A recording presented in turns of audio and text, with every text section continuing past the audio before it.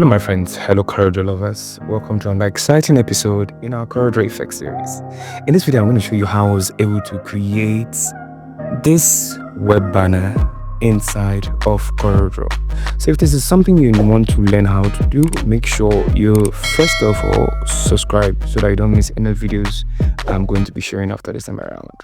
Without having to say much, let's get started. So file, new, and I'm just going to make changes here. So it's going to be web banner just like this, and I'm just going to use this size like this, resolution 300, and click OK.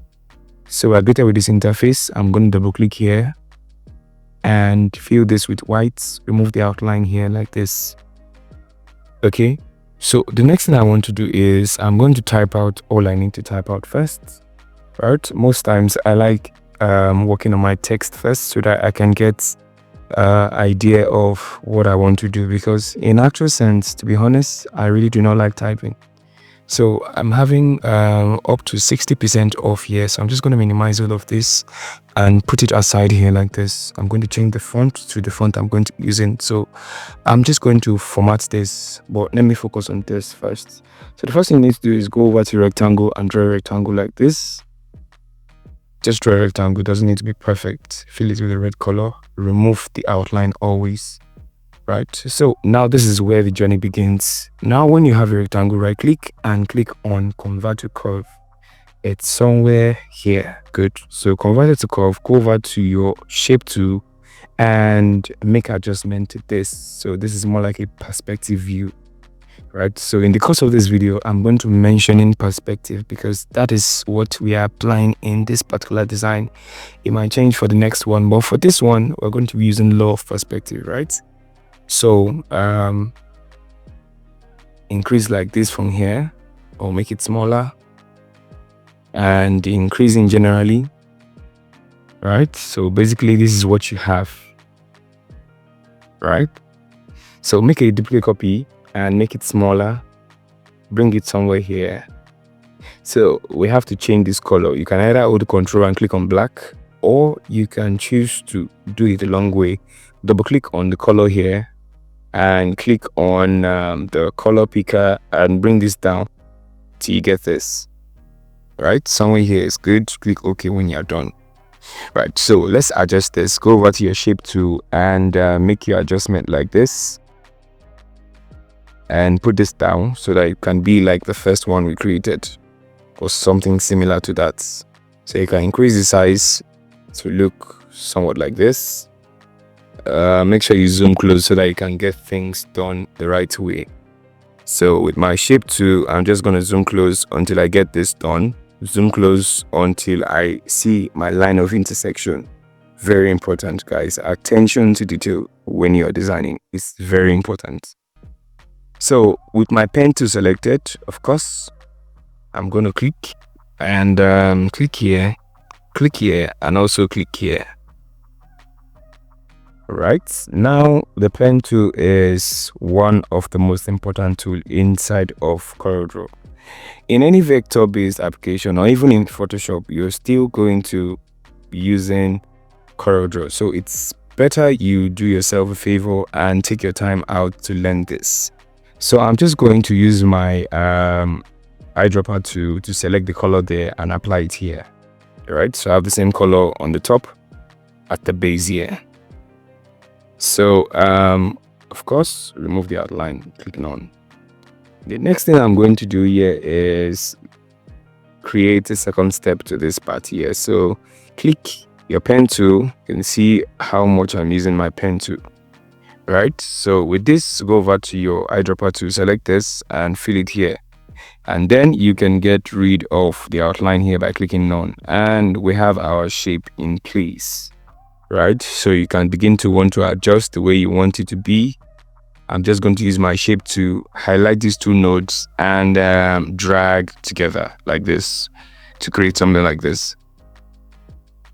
Okay, so having done all of this, let's move to the next part. So select the text, go to and break this apart. Right, so you have event sales and all together. Shift page up to bring the sales up like this. You have it somewhere here. and you can position this in the middle, make it slightly bigger like this, change the color to white. And now the important part again, we need to apply law of perspective here. So go over to object and go to perspective, and you can do this to create a nice perspective that rhymes with the shape. Most times most designers forget to actually do this, and they just put the sales there, and everybody goes home the way it is. Shift page up, make this white. But then it's good, like I said, to always pay attention to details and observe every law in your design, right? So for this, I'm going to expand this, and I'm going to apply a different technique here. This is what I mean. Click on it and take this up like this, and bring it down. Now click again and return this to this point here.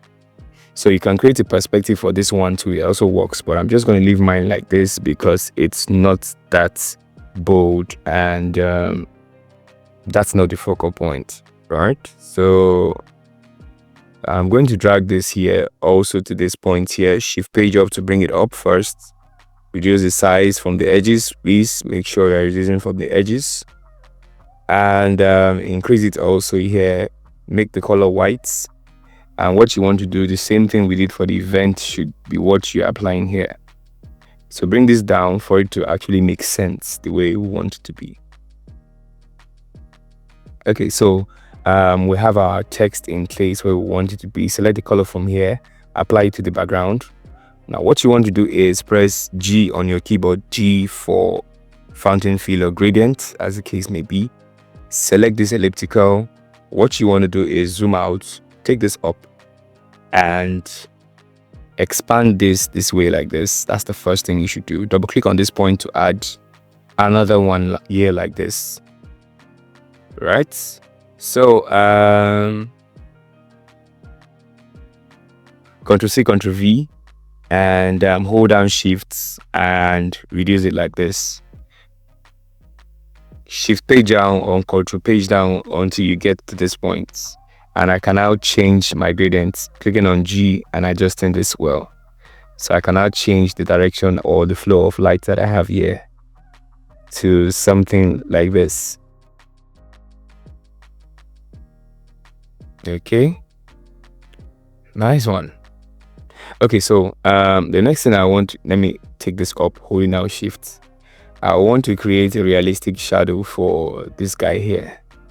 Well, first of all, I can group it, like make it smaller, and go over to your ellipse to create an ellipse here like this. And of course, it's a shadow we are aiming to create, so it's going to be black.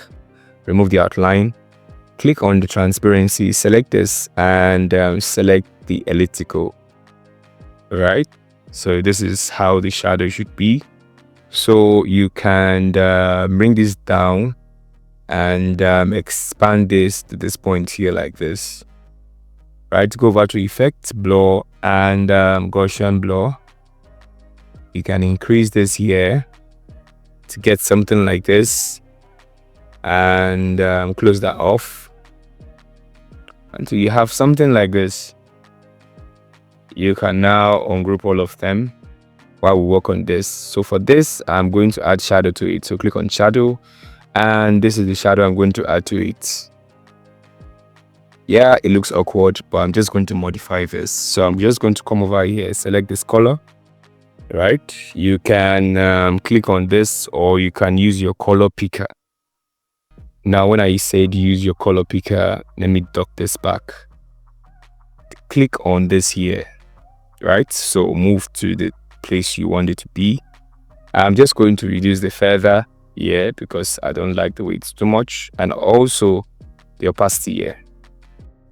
Alright guys, like I've always said, if you want to design smart and design sharp on your project, you also have this template for your web banners inside of the CorelDraw Mega Bundle, right? So inside of this CorelDraw Mega Bundle, you have all of this template included. So click the link in the description of this video. Alright guys, what I want to do is, with my rectangle, I'm just going to draw a rectangle here. give it this color, remove the outline. Now what I want to do is I'll take this out, right click on it, and I'm going to select power clip, and it's going to be inside the sales. So edit it, move this upward, and click finish. So this is exactly what I want to achieve, guys. Alright, so this is how I got this made inside of CorelDraw. If you've liked this video, please do not pass this video without giving it a thumbs up. It's very important to the growth of this channel. And don't forget to subscribe so you don't miss any videos I will drop in for this time around. I'll see you in the next video just up above. I love you guys.